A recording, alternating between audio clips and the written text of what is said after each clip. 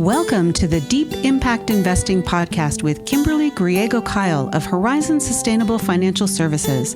In this podcast, we discuss sustainable impact investing, creating portfolios that match your values, and a variety of other topics such as financial education, social justice, and sustainable food systems. Do you want to know if your investments seek the kind of accountability from corporations that you demand? Listen in as we explore the burning question, are you investing like you give a damn?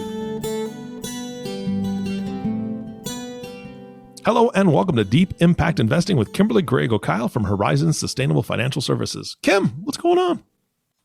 Oh, so many things are going on. We're moving. You're what now? We're moving. Wait, now this is new. Yeah. like you personally or the office? We personally, my wife and I are moving. Okay. And so, we are packing and purging and realizing we have too much stuff. Yes. I believe you and I talked about that. We just went through that. My wife and I just went through that. Right. And like the day before the move, she said, I got to go to the store. I'm getting 15 more totes. I'm like, how can we, why do we need that many more totes? We filled them all. Right. It was just, it's ridiculous how much stuff we accumulate.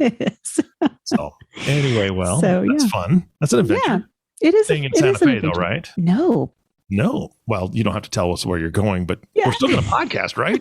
Absolutely. I'm not giving that up. And I'm still the business owner, right? Yeah.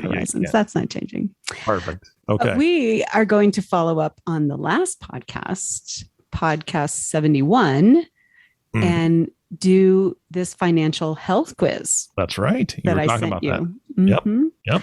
Yeah. So we can do it together. You don't have to tell me your answers, but we can talk about it. Yeah. I've got some of them answered. No, actually, I've answered them all. I'm not happy with my points, but that's okay. There's room for improvement. Right. So I've made this financial health quiz. You can score up to 30 points and we'll just see how well you and I are both doing.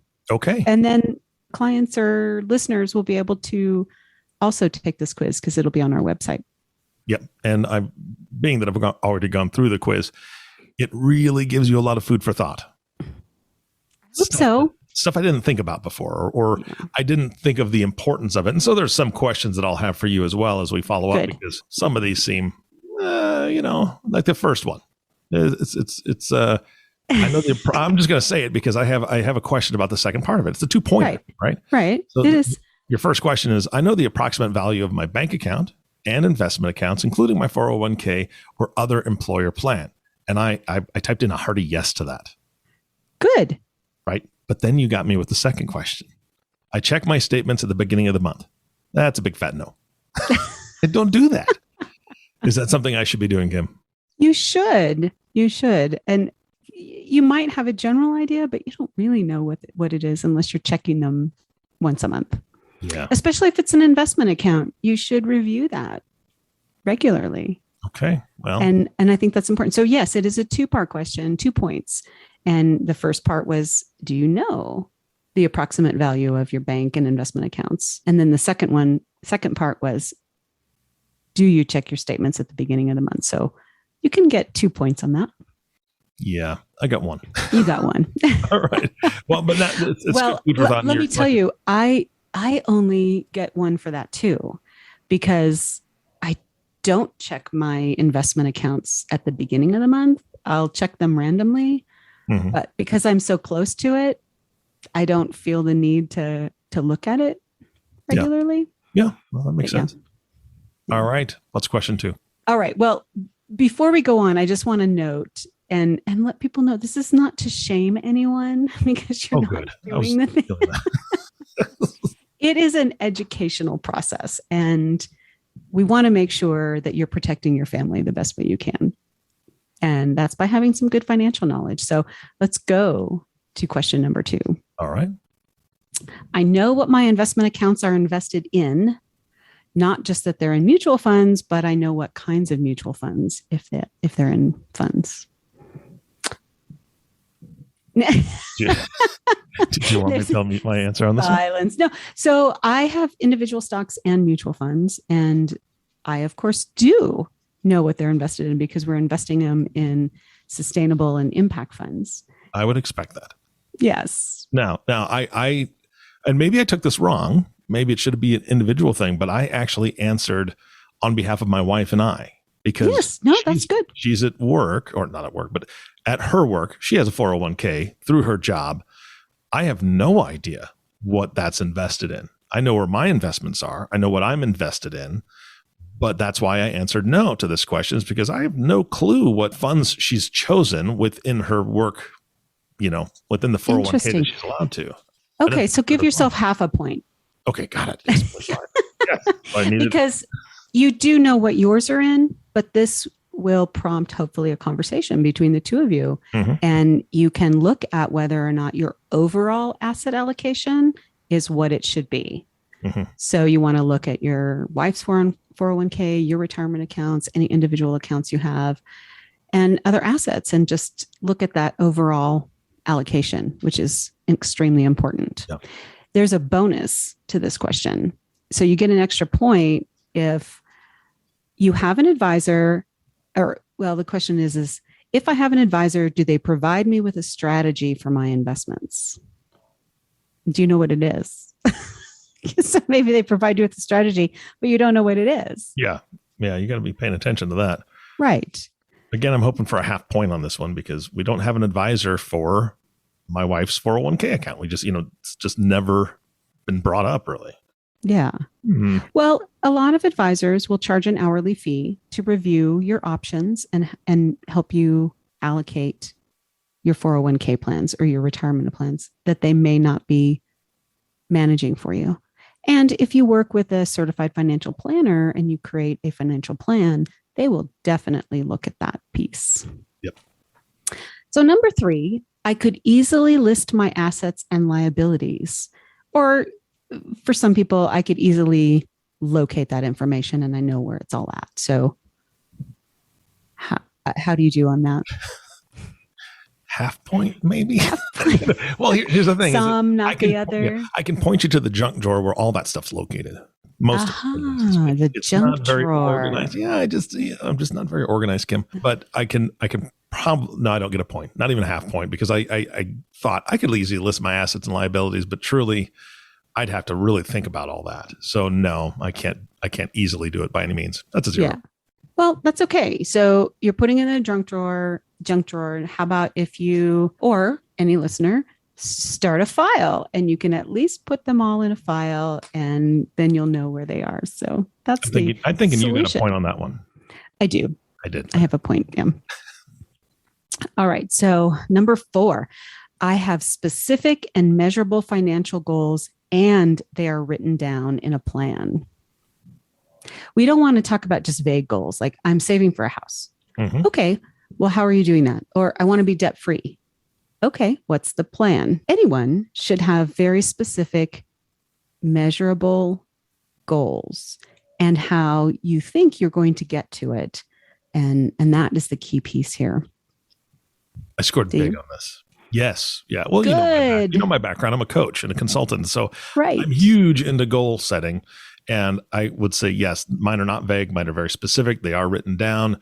I am measuring those on basically a quarterly basis, not every 12 months, just to see where we're at, especially with that's even better. Because we're making some changes in our life that require us to make sure that we're keeping a closer eye on it. So yeah, excellent. Yay. Yes. I'll give you a bonus half point because so the second bonus on here was I review those goals every 12 months to see if I'm making progress or figure out really what's standing in your way. Is it financial? Is it emotional? What is it? But you are checking every 3 months. So you can have an extra half point. Woo-hoo. All right. All right. Number 5. I think a lot of people might get this point for sure, but I know what my credit score is. Yep. Do you know what yours is? Yeah, I do too. Absolutely. Yes. And it's easier now if you have a credit card almost anywhere where they're constantly giving you a monthly update on what your credit score is. So that I appreciate. Yeah. And the apps, there are apps. My daughter introduced me to a couple of them, and one of them is just fantastic. I'm not going to name it because there's lots. Yes. People can find them for themselves. But yeah, no, it's great for monitoring and making sure that things are good, and also to protect against some fraud and things that could happen. Exactly. And that is extremely important. So I have an account with Experian directly with them. And I'll just mention that because it's not something you can invest in or anything. It is one of the big three, right? And they notify me by email if there's any change in my credit report. And I find that really helpful. Yeah. Yep. Absolutely. Yeah. So here's a bonus question. I check my credit report annually to make sure there's nothing incorrect in there. Yeah, that's not happening. I'm relying more on the app now, right? Yes. Because if there's something that comes up that's fraudulent or incorrect, it's possible that the app would alert me. However, I have not been diligent in actually reviewing my physical report, which I need to do. That was a good reminder. Yeah, it is a good reminder because a couple of years ago, I don't always check my credit report annually, so I don't get the full points here. But I got a notification, or what was it? Oh, we were buying a car. That's what it was. And they're like, well, what's this negative thing on your report? And I'm like, what negative thing? So there was a actually incorrect, very old and very small, like $30 and something, bad credit report on an old medical bill. So they sent it to collections. I'm like, I don't even remember this. Yeah. And as it turned out, I'd actually paid it, but somebody didn't mark it. So they thought I was over 120 days past due, which is really painful on your credit report. And it's a lot of work to get fixed. Ouch. Yeah. Yeah. All right. Next one. Number 6. I know the current value of my home, if you own one, and I know the balance of my mortgage and the interest rate. This is a 2-pointer question. Mm-hmm. So 1, you know the value of your home. I just checked the value of my home recently. I hadn't checked it in 2 years, maybe. And it had doubled since the last time I checked it. Wow. That's fantastic. It's insane. And that's a whole side thing, getting on the prices of homes and all of that now. I do know the balance of my credit report. I do know the balance of my mortgage because I log the balances on my mortgages, my checking accounts, all of those things. Well, mortgage, auto loan at the end of every month in a spreadsheet. Oh, okay. That's way more organized than me. But I do know the current value of my home. And I did have 2 until about a month and a half ago. And we sold the one, moved into the other. And yeah, the balance of the mortgage, that's easy. Good. So then you have a double bonus here. So you've got. Yes, I do have a double bonus. So the question was worth 2 points because if you know the interest rate and the balance, that's another point. And then I have 2 bonuses. 1, I've paid off my mortgage. And I have not. So I definitely don't get that one. And then the second one is I'm paying additional principal each month to reduce the balance and the interest that I'll pay over the lifetime of this mortgage. So that's kind of an either or bonus. Yeah. Yeah. You're right. It is an either or bonus. That's good because you give you an opportunity to get a point either way. Right. And some people don't realize the other thing you can do if your mortgage lender will allow is you can make bi-monthly payments. And the first month you want to pay ahead. So you are really making 50% additional mortgage payment for the year. And then you start paying 50% every 2 weeks, essentially.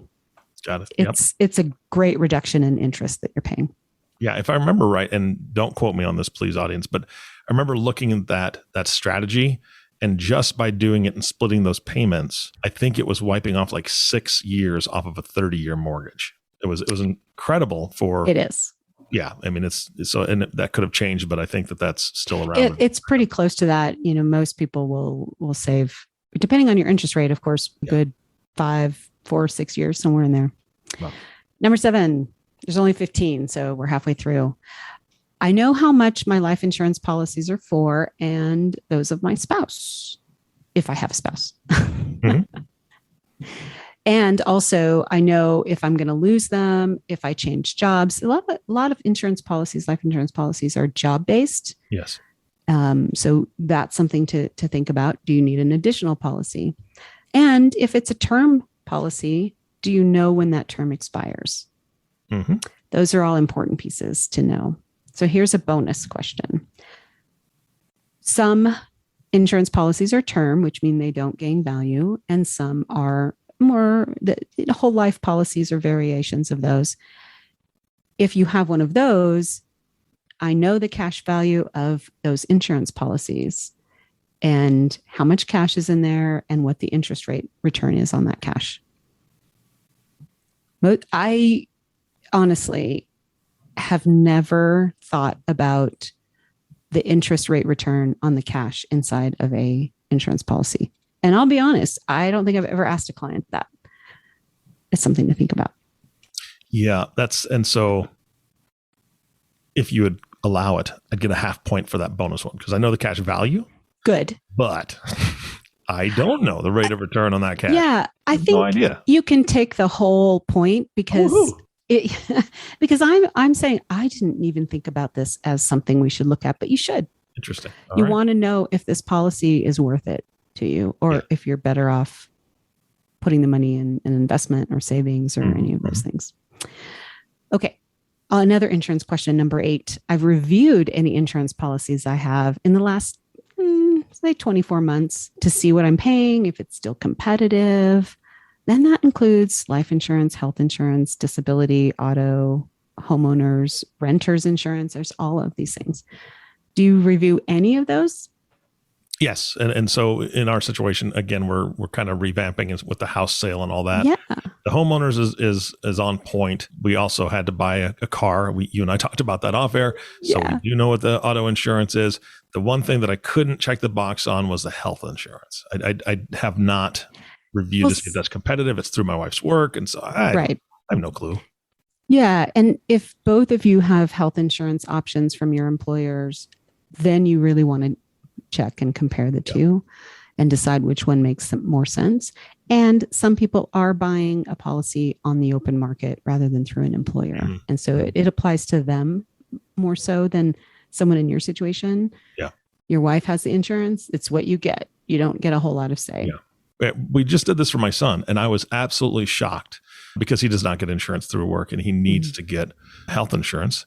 Now that he's 27, he's off mommy and daddy's policy. Oh, yeah. So he, he's doing that. And I was absolutely shocked at the kind of coverage that he got. It was actually really good. I was very surprised. Oh, I'm pleased. It was much cheaper than I thought it was going to be. I haven't had to shop for that for a long time. So, and he was super excited because we were thinking it was going to be hundreds and hundreds of dollars a month. And it's much more reasonable than we thought. So that's great. And of course he has age on his side.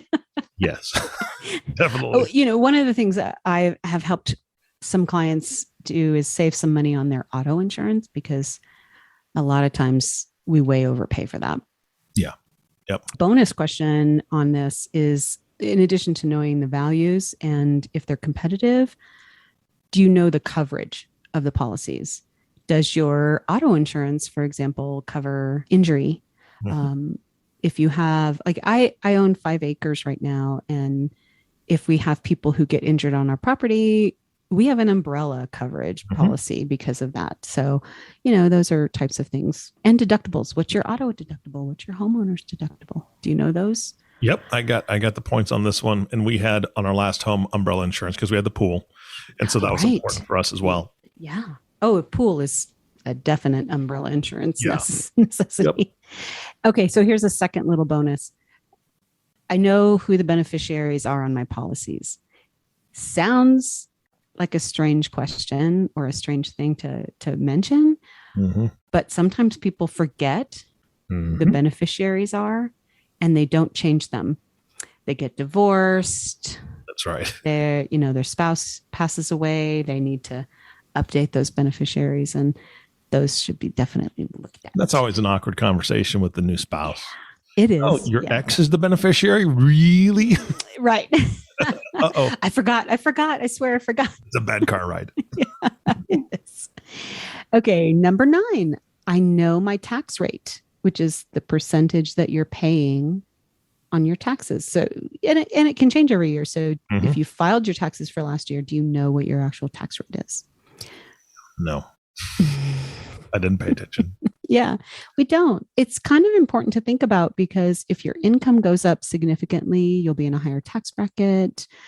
There's a lot of reasons why, your tax bracket can pop up. Sometimes people want to roll over an IRA, traditional IRA into a Roth. That's going to, change your tax situation. So it's important to think about those. Does your preparer go through that with you if you use a preparer? They should.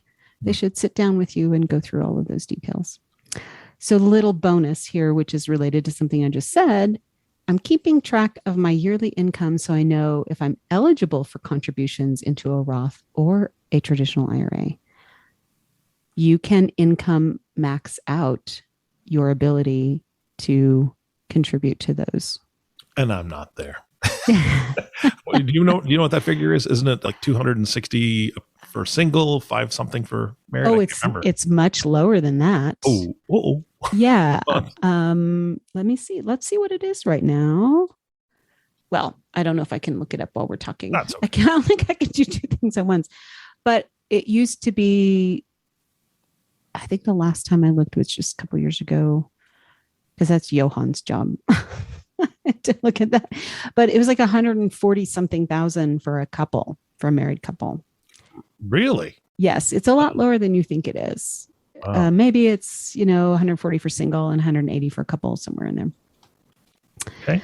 All right. Number 10, I have an emergency fund, which is the equivalent of 3 months of necessary expenses. Or I'm working on one. Got it covered. Yep. Good. Yes, and that's a hard one for some people because they're like, this cash is just sitting here. I want to go on vacation.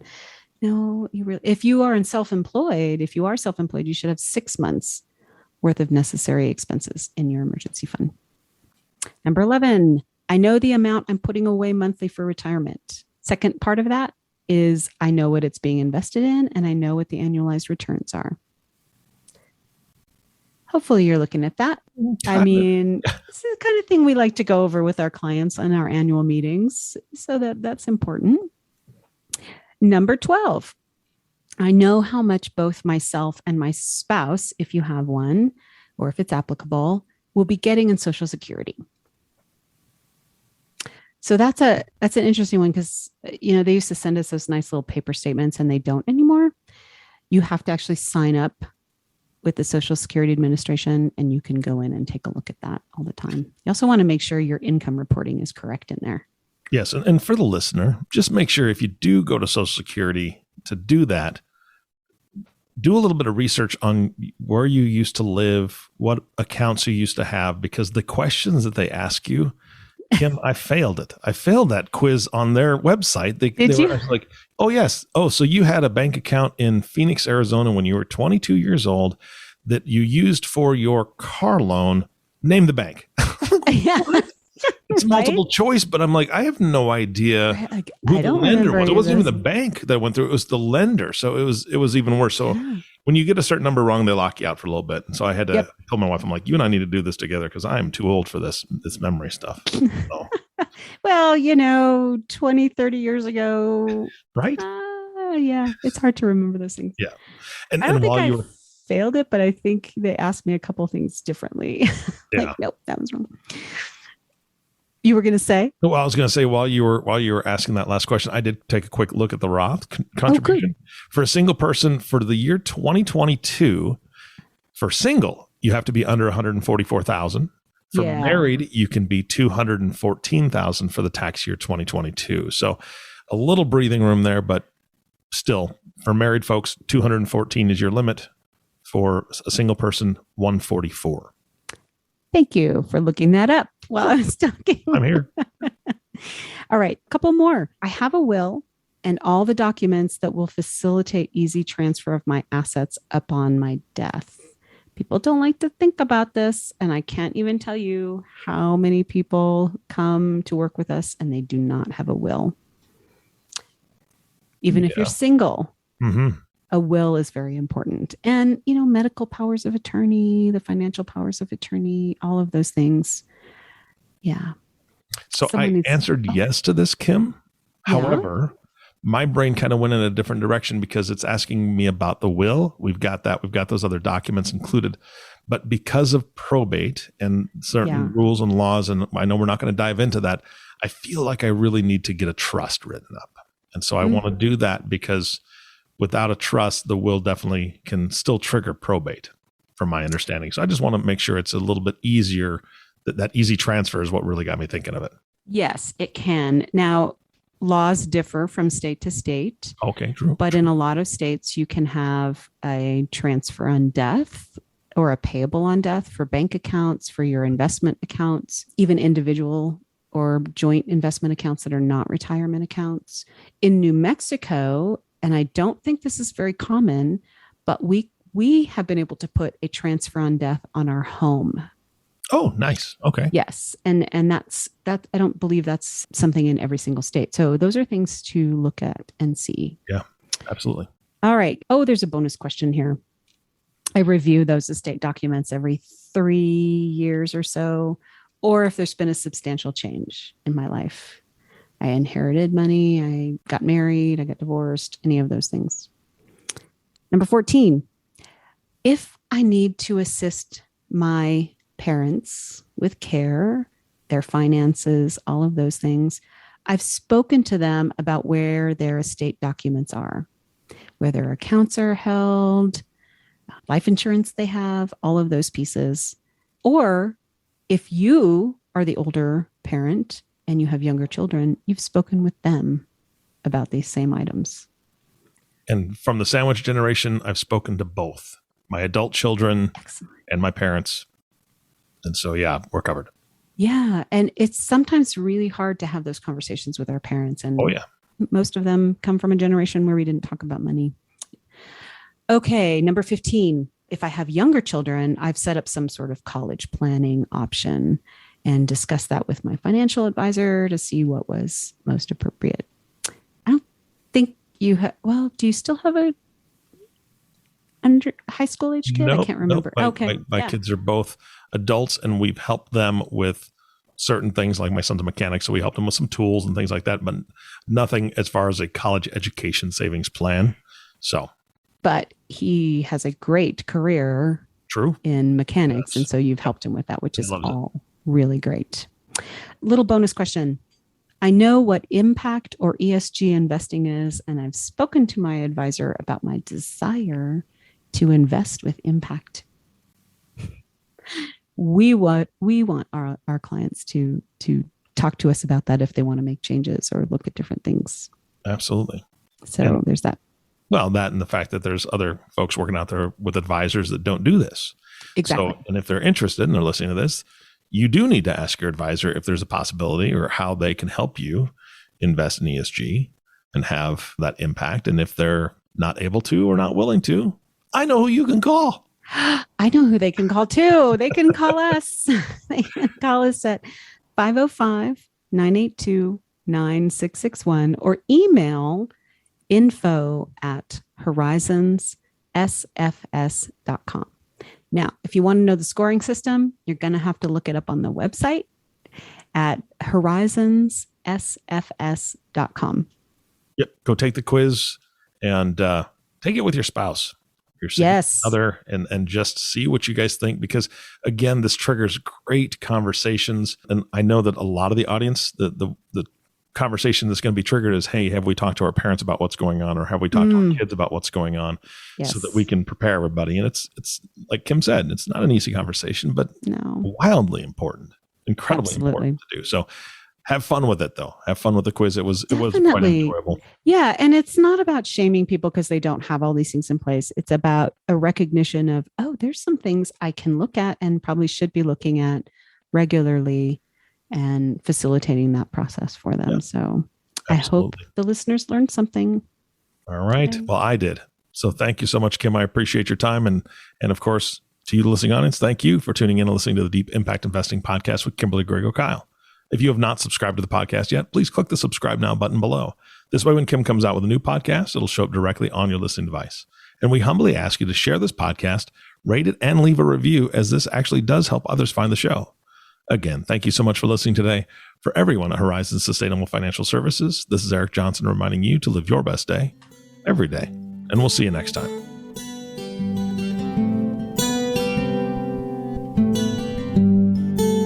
Thank you for listening to Deep Impact Investing, the sustainable, responsible impact investing podcast that shows you how to invest like you give a damn.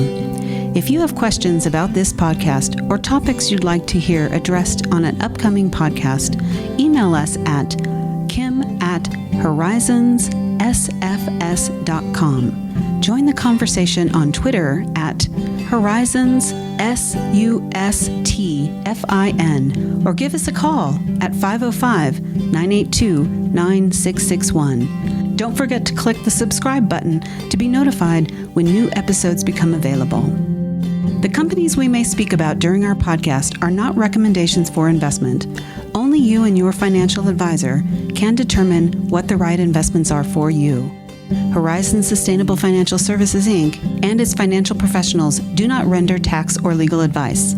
The information covered and posted represents the views and opinions of the host and/or guest, and does not necessarily represent the views and opinions of Horizon Sustainable Financial Services. The content has been made available for informational and educational purposes only. The content is not intended to be a substitute for professional investing advice. Always seek the advice of your financial advisor or other qualified financial service providers with any questions you may have regarding your investment planning. None of this content may be used or duplicated without the express written agreement of the podcast host.